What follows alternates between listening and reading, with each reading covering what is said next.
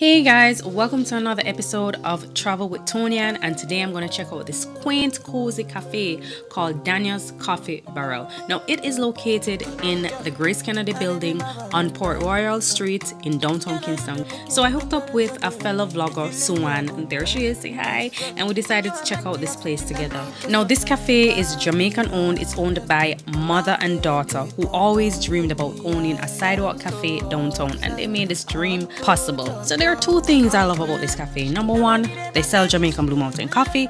Number two, they believe in inclusion by helping the deaf community in Jamaica. And guys, this is so dear to my heart.